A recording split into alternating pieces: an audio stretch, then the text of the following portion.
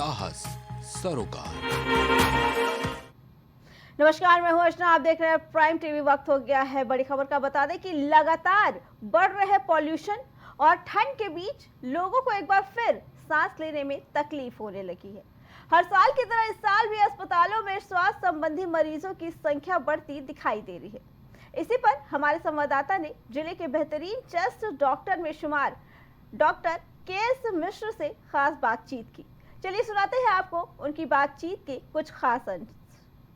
Prime TV में हूँ शिवेंद्र सिंह। भगवान श्री राम की नगरी अयोध्या में हम मौजूद हैं। इस समय हम अयोध्या में देवकाली रोड पे मौजूद हैं और आज हम डॉक्टर के.एस. मिश्रा से जानेंगे कि किस तरीके से चेस्ट में प्रॉब्लम होती है, क्योंकि ये एक चेस्ट स्पेशलिस्ट है। और आज जिस तरीके की भाग दौड़ में प्रदूषण का वातावरण हमें हमेशा देखने को मिला है, आइए हम जानेंगे इनसे कि किन उपायों को करके हम इस चेस्ट की समस्या से छुटकारा पा सकें। पिछले 45 साल से अयोध्या फैजाबाद में चेस्ट फिजिशियन हूँ और हम केवल छाती से संबंधित बीमारी देखते हैं। और हमने ये देखा हुआ है कि ट्यूबरकुलोसिस का ट्रीटमेंट तो गवर्नमेंट अपने हाथ से करती है, सबका मुफ्त में इलाज होता है, सबका मुफ्त में जांच होती है और सबको मुफ्त में महंगी से महंगी, सस्ती से सस्ती दवाएं दी जाती हैं। ये मोदी गवर्नमेंट की बहुत बड़ी कृपा है। संसार में कहीं भी ऐसा नहीं है कि जहां इतने बड़े पैमाने पर, जिसकी जनसंख्या 140 करोड़ हो, ऐसे लोगों को मुफ्त में टीबी की दवाई दी जाती हो और जांच की जाती है। क्योंकि कुछ जांचें उसकी ऐसी होती हैं जो बहुत महंगी होती, बाहर कराने में कई हज़ार रुपये लगते हैं, लेकिन ये गवर्नमेंट उसको मुफ्त में कराती है, मुफ्त में दवा देती है। इस नाते अगर हम लोगों के पास भी कोई टीबी का केस आता है तो उसको तुरंत हम लोग जिला अस्पताल में रेफ़र कर देते हैं, ताकि वहाँ पर उसका ठीक से इलाज भी हो सके और जांच भी हो सके और मुफ्त में दवाई भी मिल सके।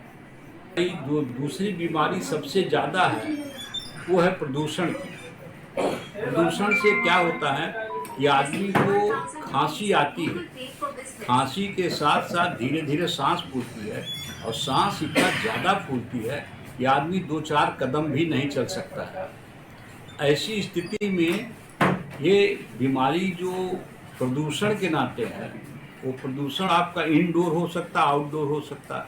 इंडोर माने घर के अंदर जहां आप रहते हैं, जैसे कि आप झाड़ू लगा रहे हैं, धूल है, धुआं है, आप लकड़ी के ऊपर खाना बनाते हैं, आपका चूल्हा ऐसा है जिसमें से कोई एग्जॉस्ट फैन नहीं लगा हुआ है, तो आपका वो धुआं अंदर अंदर रहता है और बहुत सालों तक सारी औरतों को इस धुएं से छाती में ऐसी तकलीफ हो जाती है जिससे छाती की नलियों में सूजन आ जाती है। सूजन कुछ इस तरह की आती है जिसे हम दिखाते हैं, आप लोग समझ जाएंगे।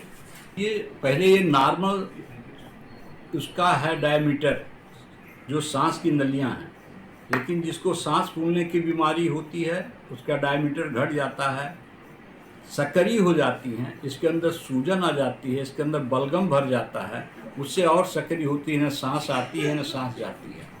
अगर आप दवाई नहीं करते हैं या ठीक से नहीं करते हैं, स्थिति ऐसी हो जाती है कि बिल्कुल नली पतली हो जाती है, आप 2-4 कदम नहीं चल सकते, बाथरूम जाना मुश्किल होता है, कपड़ा बदलना मुश्किल होता है।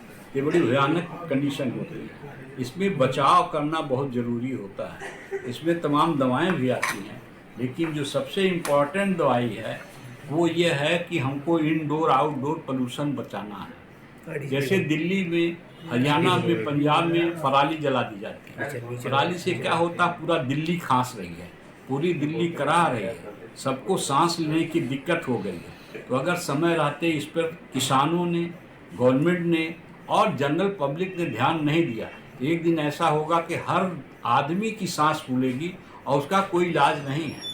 केवल इसके लिए इनहेलर थेरेपी दी जाती है। इनहेलर थेरेपी ऐसी होती है कि जो मशीन से दवाएं दी जाती हैं वो डायरेक्ट सांस की नलियों में जाके उस सूजन को घटाती हैं और सांस की नलियों को चौड़ा करती हैं। जो खाने वाली दवाई होती है वो कई गुना ज़्यादा देना पड़ता है। वो पहले खून में मिलती है, फिर पूरे शरीर में जाती है, फिर थोड़ा सा फेफड़े में जाती है, तो बहुत इफ़ेक्टिव नहीं होती। लेकिन ये सांस लेने वाली दवाई इनहेलर थेरेपी होती है जो रोटाकैप से भी दिया जाता है, एमडीआई से भी दिया जाता है, मशीनों से दिया जाता है। उससे मरीज को फ़ौरन आराम मिलता है, 2-4 दिन में काफ़ी आराम हो जाता है।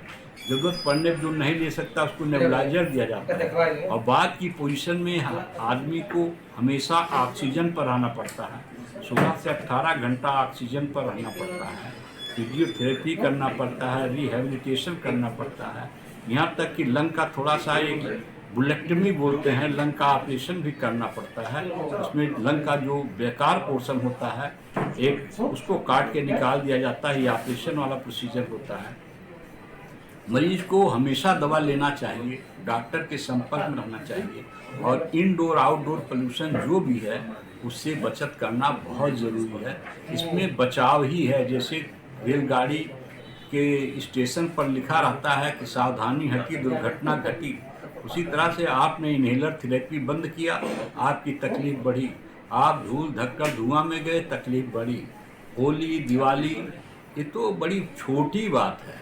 सबसे बड़ी बात है कि ट्रक जो हमेशा चलता रहता है, ऑटोमोबाइल जो चलता रहता है, इस सबसे पूरे हमारे देश के पूरे संसार में धुआं बढ़ रहा है। इधर यूक्रेन और रूस का जो आक्रमण हो रहा है और उधर जो इजराइल लड़ाई झगड़ा कर रहा है, इससे क्या होता है, इतने बम विस्फोट हो रहे हैं, इतने बम विस्फोट हो रहे हैं कि हमारी ओजोन लेयर भी फट जाएगी और चारों तरफ पूरे संसार में धुआं ही धुआं हो जाएगा। और इस धुआं से कुछ और नहीं होगा, सीओपीडी, ब्रोंकियल अस्थमा, आईएलडी इस सब की बीमारी इतनी बढ़ जाएगी जिसकी इंतहा नहीं। उसके ऊपर सबसे अच्छा आजकल क्या है कि हमारे बच्चे, छोटे छोटे बच्चे स्मोकिंग करने की आदत पड़ गई है, सिगरेट पीते हैं, बीड़ी पीते हैं, लेडीज़ भी सिगरेट बीड़ी पीती हैं। ये बड़ी भयावह स्थिति है, इसको हमें रोकना होगा। लिखा रहता है कि जहर है, कच्ची सुरती खाना, तम्बाकू खाना, सिगरेट पीना जहर है, लेकिन उस जहर को अगर कोई आदमी ज़बरदस्ती ले रहा है तो उसका क्या उपाय है। कितनी भी हम शिक्षा दें, कितना भी करें, लेकिन इस गवर्नमेंट बहुत कोशिश कर रही है। आज तक किसी गवर्नमेंट ने ऐसी कोशिश नहीं की है और हमें पूरा उम्मीद है कि हम लोग इसमें कामयाब होंगे। हम लोग सबको शिक्षाएं देंगे, सबको समझाएंगे, बुझाएंगे।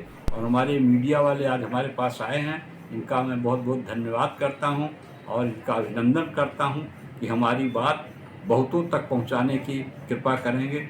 धन्यवाद। मैंने बता दिया कि मेरा नाम डॉक्टर के.एस. मिश्रा है और मैं खास रिपोर्ट में फिलहाल इतना ही। बाकी खबरों के लिए देखते रहे प्राइम टीवी।